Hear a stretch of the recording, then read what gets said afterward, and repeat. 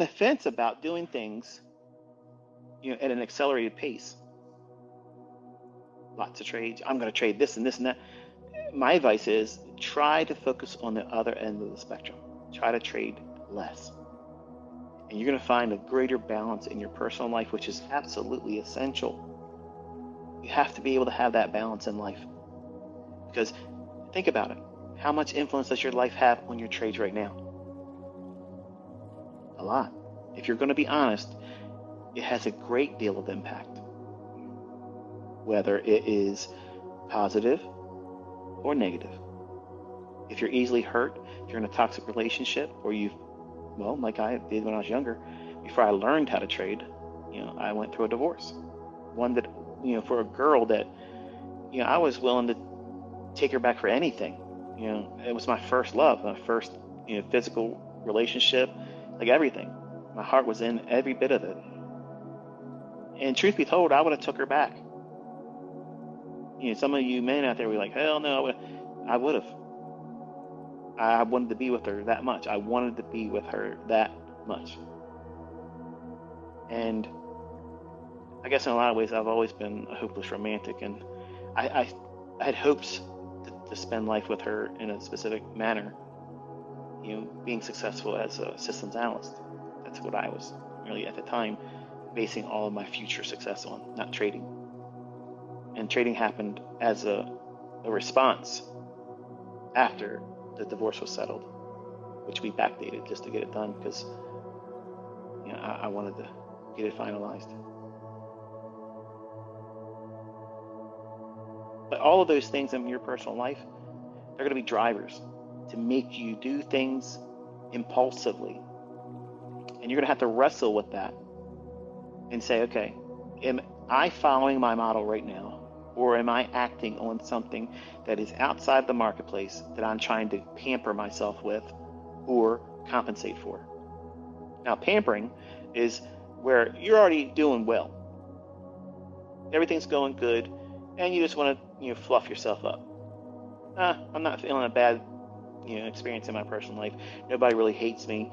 My relationships are golden. My health is good. I just want to get in here and just do something because I'm good. You're going to have to find a way to keep that from happening. The opposite end of the spectrum, which is majority of the time what you're going to experience, is the adverse things that happen in your life.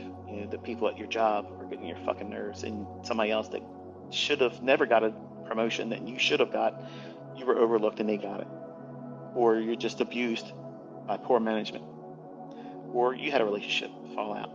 Or you discover maybe infidelity. And the uncertainty of whether it's true or not now plagues you. And you're thinking, I can't leave this person because I'm now codependent. See, these are all things that trading books just aren't going to talk about. But that's the reality of it. And I lived all that shit.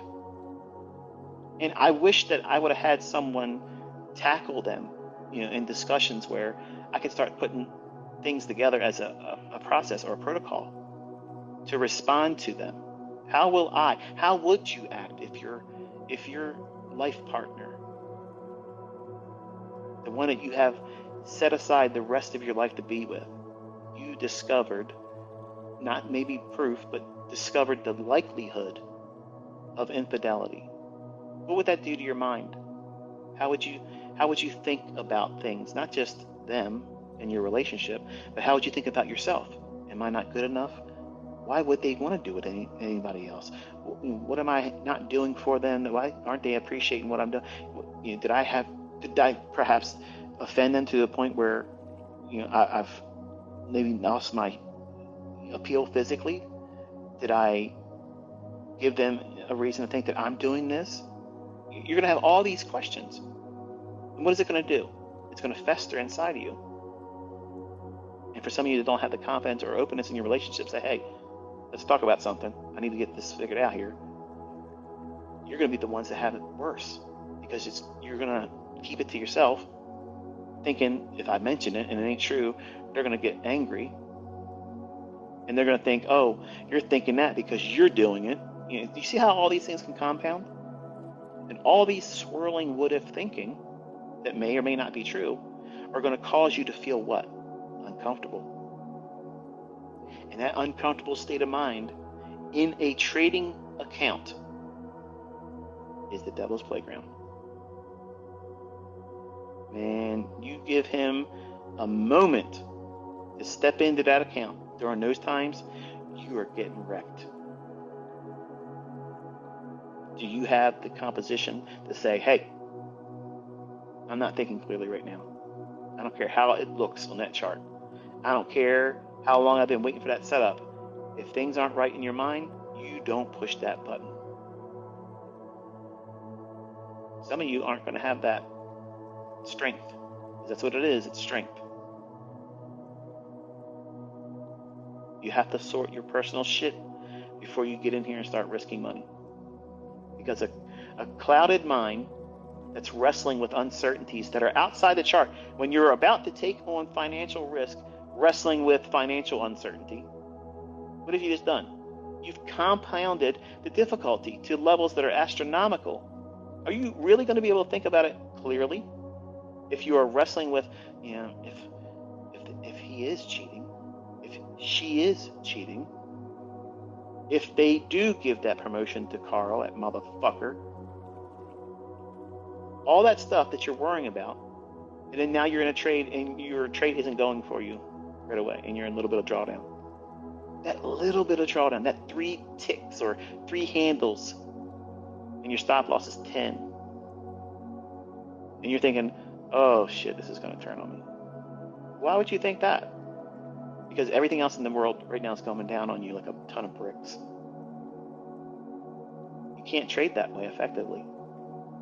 You can't. And to do it, you're asking yourself to start becoming an Olympic boxer today, and you've never had a pair of boxing gloves on in your life. That's the equivalence of it. That's like going and saying, yeah, let me spar Mike Tyson in his fucking prime. I feel lucky. Yeah, sure you do. And that's how many times, and this is exactly what I did when I was younger, you think, oh, it's going to work out for me. I feel lucky today. Yeah, I'm lucky I survived. That's about the extent of it. You wreck yourself entirely. It's so easy to talk yourself into problematic situations. And it's so hard to guard yourself from them.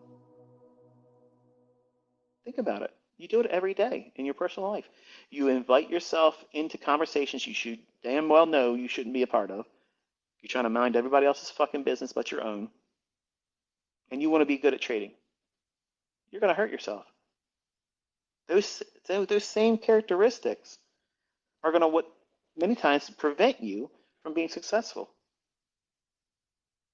I'm telling you, if I would have put all this stuff in a book for trading, it would have been the least purchased book, but for people that have tried to trade and lost money, it would be such a highly reviewed book because they would be able to say, you know what, that's exactly how I fucked up. But you're not going to see it that way. I'm not sure if you heard all that vibration.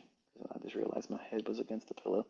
I'm on my big ass sectional down in the basement. And I got real comfortable here and laid my head back, so I was rubbing the head back and forth as I'm talking about my hands, like I said. As I did that, my head's moving around and my Bose headset was rubbing against this pillow, so if you heard all kinds of noise, I apologize for that. But let's see what time it is here. I'll go till 12. That's good enough for the last one, right? But there's so much more to trading than just simply finding a good entry strategy or a bias filter. It's predominantly around you as the person. And I came into trading with all kinds of baggage.